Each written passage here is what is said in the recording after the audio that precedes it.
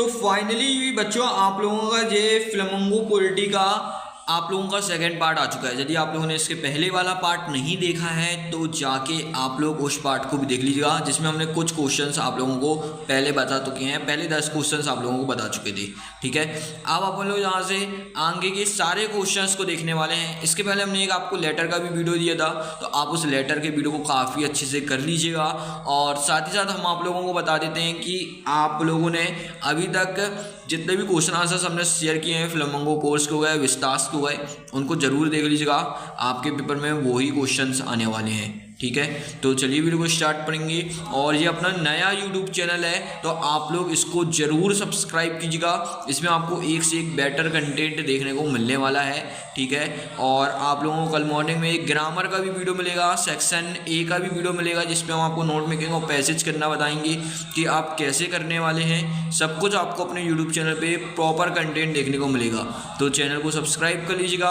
और चलिए वीडियो को स्टार्ट करते हैं। और आप लोगों को इस 5 मिनट की वीडियो पे सब कुछ आप लोगों का कवर हो जाएगा, फ्लेमिंगो पोल्ट्री के सारे क्वेश्चंस, ठीक है। क्या आपको पढ़ना है क्या नहीं पढ़ना है वो सब चीज़ हम आप लोगों को बता देते हैं। पहला पार्ट आके देख लीजिएगा। अब हम लोग पहले की चीज़ें नहीं देखेंगे, जिससे कि वीडियो काफ़ी लंबा हो जाएगा, ठीक है। तो आप लोग अपने चैनल पे ही डला हुआ है, वीडियो अपलोड हो चुका है, आप लोग उसको जाके अच्छे से देख लीजिएगा, ठीक है। चलिए अब अपन लोग यहाँ से स्टार्ट करेंगे, यहाँ पर क्वेश्चन नंबर 12 से, ठीक है। आप लोगों का यहाँ पे हमने 11 तक देखो सारे क्वेश्चंस आप लोगों ने कंप्लीट करा दिए थे इसके पहले वाली वीडियो पे। अब अपन लोग यहाँ पर 12 वाली 6 क्वेश्चन से देखने वाले हैं। पहला क्वेश्चन लिखा है list the thing of beauty mention in a thing of beauty, ठीक है ना। तो आपको बताना है कि एक लिस्ट थिंग ऑफ ब्यूटी की आपको बतानी है, ठीक है। सुंदर चीज़ों का उल्लेख है थिंग ऑफ ब्यूटी में, आप लोग इसको बताएंगे। सबसे पहले आप लोग को हिंदी में पढ़ लेना है किस किस चीज़ की लिस्ट है। कविता में सूरज, चांद, पेड़, फूल, झरने और वीर लोगों की कहानियों का उल्लेख है। बस आपको इतना पढ़ना है। अब इतना पढ़ने के बाद इंग्लिश में देखिएगा द पोएम मेंशन की भी स्पेलिंग आपको क्वेश्चन से देखने को मिल जाएगी। उसके बाद sun, moon, tree, flower, stream and lovely tales of brave peoples, ठीक है। यहाँ तक इतना पढ़ लीजिएगा। इसके बाद फिर से आप इंग्लिश का पढ़िएगा। ये सभी चीज़ें मनुष्य को खुशी देती हैं। तो all these things give Joy of human life, ठीक है। तो इस प्रकार से आप लोगों को पढ़ लेना है। पहले हिंदी में आंसर को याद कर लेना है अच्छे से, बहुत इजीली याद हो जाएगा। तो फिर जब आपको याद हो जाएगा ना हिंदी में, तो आप लोग इंग्लिश में बहुत आराम से बहुत अच्छे से लिख सकते हैं, ठीक है। तो हमने दोनों में इसलिए दिया है। और आप लोगों की अध्ययन से बहुत ही छोटे क्वेश्चंस हैं और बहुत ही छोटे आंसर्स हैं, ठीक है। तो आप लोग बहुत अच्छे से इन आंसर्स को कोशिश करिएगा कि याद कर लें, ठीक है, क्योंकि ये आपके पेपर में याद रहेंगे। क्योंकि बहुत सारे क्वेश्चंस होते हैं, कभी कभार कन्फ्यूजन हो जाता है, कुछ क्वेश्चन याद करें कुछ भूल जाना होता है। तो इसीलिए हमने काफ़ी छोटे क्वेश्चंस और हिंदी में बोला है आपको खास तौर से याद करना है। हिंदी में आप लोग को बहुत जल्दी याद हो जाएगा, ठीक है। और हिंदी में याद हो गया तो थोड़ा बहुत इंग्लिश में अपने मन से बना लेते हैं अपन लोग। चलिए क्वेश्चन नंबर 13 देखते हैं। What is the childish longing referred to by the poet. कवि किस बचकानी इच्छा की बात करता है, तो कवि किस बचकानी इच्छा की बात करता है। यह वह उम्मीद है कि जीवन हमेशा बचपन की तरह जादुई और खुशियों से भरा रहेगा। तो अब इसको अपन लोग कैसे इंग्लिश में लिखेंगे। It is the hope, hope मतलब होता है विश्वास, उम्मीद, that life will always be magical and happy like in childhood, ठीक है। ये आप लोगों को इसको अच्छे से लिख लेना है। लेकिन बड़े होने पर हमें सच्चाई का पता चलता है। But when he grow up, जब हम बड़े हो जाते हैं, वी अंडरस्टैंड, तब हमको पता चल जाता है that real life is different. बिल्कुल बचपन की लाइफ अलग होती है और बड़े होने के बाद लाइफ काफ़ी ज़्यादा अलग होती है, ठीक है। तो आप लोगों को इसको काफ़ी अच्छे से बिल्कुल तैयार कर लेना है। चलो अपन लोग क्वेश्चन नंबर 14 देखते हैं। यहाँ पे what is the suggested by the phrase massive mouth of the urine, ठीक है। तो आपको यहाँ पे लिखना है massive mouth of the urine में से क्या संकेत मिलता है आप लोगों को। तो आपको यहाँ पे सबसे अच्छे से लिखना है, यहाँ पे यह मृत्यु और समय के बीतने का संकेत देता है, ठीक है। सबसे पहले आपको याद कर लेना है यह क्या संकेत देता है। यह मृत्यु के समय के बीतने का संकेत देता है। It suggest death and the passing of time, ठीक है। तो आपको ये लिख लेना है। इससे पता चलता है कि मनुष्य का जीवन, it remind us that human life is short, मनुष्य का जीवन छोटा होता है।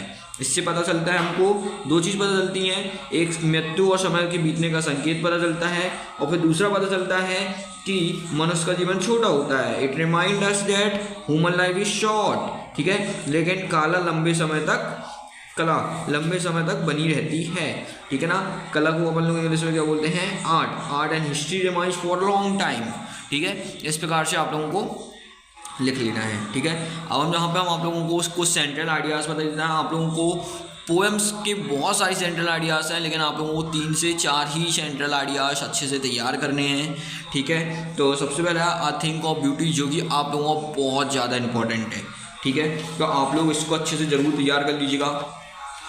थिंक ऑफ ब्यूटी आप लोगों का बहुत ही इंपॉर्टेंट सेंट्रल आइडिया है, ठीक है। सबसे पहले यहाँ पे आप लोगों को हिंदी में तैयार करना है। यदि आपने इस पोएम के बारे में कुछ भी सुना है, इस चैप्टर के आपने 2 आंसर भी याद करे हैं, तो वो 2 आंसर आपको यहाँ पे लिख देना है, बिल्कुल, ठीक है ना। बिल्कुल घबराना नहीं है, बिल्कुल आंख बंद करके लिखिएगा, क्योंकि सेंट्रल आइडिया का मतलब ही होता है कि इस चैप्टर से आपको क्या सारांश मिलता है। इस चैप्टर के बारे में 5 से 6 लाइन आपको अपने वर्ष में लिखनी है, ठीक है। तो आप लोग को जो भी आंसर इस पे से थिंग्स ऑफ ब्यूटी के याद होंगे, आप लोग वो भी लिख सकते हैं, और कुछ स्टोरी अपने मन से जोड़ना होगा, जैसे इन दिस पोएम जॉन कीट्स, हाँ ये भी आपको याद रखना है कि थिंग्स ऑफ ब्यूटी की जो पोएम है उसको किसने लिखा है, John Keats. Tell us the beautiful things, और ये सारी चीज़ें भी आप लोग लिख सकते हैं किसमें किसका जिक्र हुआ है, तो इसको काफ़ी अच्छे से तैयार कर लीजिएगा आप लोग। बहुत ही आसान भाषा में लिखा है, पहले हिंदी में पढ़ना है हमें इस कविता में जॉन कीट्स बताते हैं, ठीक है। जाइए, in this poem John Keats tell us that, कि सुंदर चीज़ें हमेशा खुशी देती हैं, that beautiful things are a permanent source of joy. देखो बहुत ही ज़्यादा ईजी लिखा है, आप इसको एक बार पढ़ेंगे ना हिंदी में और इसका इंग्लिश में पढ़ेंगे ना, बहुत आराम से बहुत अच्छे से याद हो जाएगा, ठीक है। अब इसके बाद आपका अगला जो सेंट्रल आइडिया आता है, और ये पूरा ही याद कर लीजिएगा, क्योंकि सेंट्रल आइडिया आप लोगों के पेपर में 3 नंबर का आता है, 3 मार्क्स का आता है, आप लोग को अच्छे से कर लेना है। तो अगला इंपॉर्टेंट सेंट्रल आइडिया आप लोगों का आता है माई मदर एट 66, ठीक है। इसके बारे में भी आपको बहुत अच्छे से बिल्कुल प्रॉपर याद होना चाहिए, ठीक है। दिस पोएम एक्सप्रेस, सबसे पहले आप लोगों को मदर 66 के बारे में सभी बच्चों को बहुत अच्छे से पता होगा, ठीक है। यदि नहीं पता है तो आप लोग क्या करिएगा, सबसे पहले इस कविता में कवि कमला दास, ठीक है ना, इस कविता को किसने लिखा है, कवि कमला दास ने लिखा है, अपनी बूढ़ी माँ को खो देने के डर से को व्यक्त करती है, ठीक है। तो लिखना this poem express the poet fear of losing her ageing, या फिर यहाँ पे लिख सकती हूँ आप एजिंग की जगह ओल्ड मदर, ठीक है ना, ओल्ड मदर आप लोग लिख लीजिएगा, ठीक है। ये आप लोगों को बहुत अच्छे से पढ़ देना है। इसके बाद लिखा है माँ की कमजोरी और बढ़ती उम्र को देखकर उन्हें बहुत दुख होता है, ठीक है। कमला दास फील पेन मतलब होता है दर्द, when she sees her mother weakness and old age, ठीक है। बहुत ही आसान लिखा है, एक बार हिंदी में आपने याद कर लिया तो समझो इंग्लिश में भी आपको याद हो जाएगा, इसको कर लीजिएगा। इसके बाद आप लोगों का अगला और सबसे इम्पोर्टेंट सेंट्रल आइडिया आता है कीप क्वाइट, ठीक है ना। कीप क्वाइट वाला आप लोगों को काफ़ी अच्छे से कर लेना है, ठीक है। इसमें भी जहाँ पे सबसे पहले आप लोगों को यहाँ पर इसके जो भी आंसर्स वगैरह याद हैं अच्छे से इनको भी लिख लेना है डिटेल में, और आप लोगों को हमेशा याद रखना है एक आंसर सिर्फ एक कॉपी में लिखना है। यदि आपने अभी तक टॉपर की कॉपी नहीं देखी है, हमने कुछ टिप्स दिए हैं, कुछ ट्रिक्स दी हैं, उनको ज़रूर जाके फॉलो कर लेना, ठीक है। तो इस वीडियो को जाके अच्छे से देख लेना। इसमें जो आंसर हमने आपको बताया है पहले हिंदी में पढ़ना है, फिर आपको इंग्लिश में अच्छे से रीड करना है, जिससे कि आपको बहुत अच्छे से याद हो जाएगा, आराम से याद हो जाएगा। ये आंसर बिल्कुल अच्छे से याद कर लेना, बिल्कुल रट डालना है, ठीक है। तो आप लोग बिल्कुल अच्छे से तैयार कर लीजिएगा। अब अपन लोग मिलेंगे अगली वीडियो में, साथ ही साथ जल्दी अपन लोग एक पेपर के साथ भी मिलने वाले हैं, जो आप लोगों को बहुत अच्छे से गाइड करेंगे, जिसमें हम आपको बताएंगे आपके पेपर में क्या आता है, आप लोगों को कैसे क्वेश्चंस पेपर में आने वाले हैं, सब कुछ बताएंगे। तो यूट्यूब चैनल को सब्सक्राइब करके रखिएगा, दोस्तों के साथ शेयर कर लीजिएगा, वीडियो को लाइक करिएगा।